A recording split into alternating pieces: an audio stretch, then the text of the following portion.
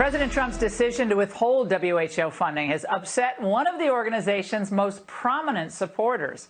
Well, that's Microsoft founder Bill Gates, tweeting in part, halting funding for the WHO during a world health crisis is as dangerous as it sounds. The world needs them now more than ever.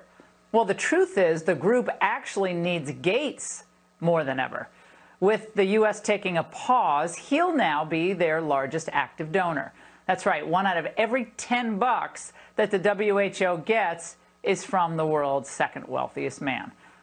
So should we be concerned about how much one man has maybe an outsized influence with an obviously corruptible entity such as the WHO? Joining me now is Cheryl Shumley, who is the Washington Times opinion editor, has been writing up a storm about all this. Cheryl, is all that money from Gates influencing how the WHO operates?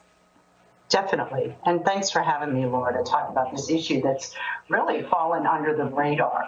Bill Gates wields tremendous influence at the World Health Organization. And I'm not the only one saying that. Back in 2017, Politico, which, as you know, is not even considered a far-right or conservative publication, Politico called him the World Health Organization doctor, that he had such influence that when he wanted a policy pushed, that the World Health Organization bureaucrats would oftentimes cave to his wishes. And it's not just funding that we need to be worried about in America. This is an unelected guy who really has no political affiliation with America, and yet he has been given a huge platform to push what I view as anti-American policies based on coronavirus figures. Yeah. And this is something that he's not going to be held accountable to by voters. Well, here's what the Gates Foundation has given to the World Health Organization and related organizations. Okay, 395 grants totaling $3.6 billion to the WHO. He pledged up to $100 million for the global response to COVID-19. He pledged $279 million to the Institute for Health Metrics and the Evaluation at the University of Washington. That's that IHME model that, of course, initially wasn't all that accurate in predicting what was going on with this virus.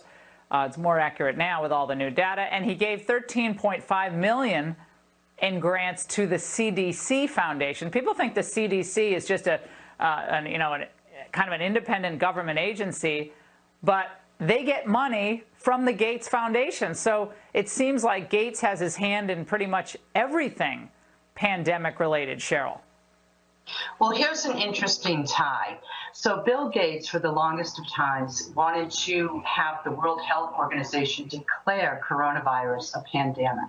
And the World Health Organization did not want to do that. So a day after Bill Gates, through his foundation, announced an infusion of $50 million into something called the Therapeutic Accelerator to help fight coronavirus and find a vaccine, much of that money to go toward the World Health Organization. One day after that announcement, the World Health Organization Secretary General came out and declared coronavirus a pandemic.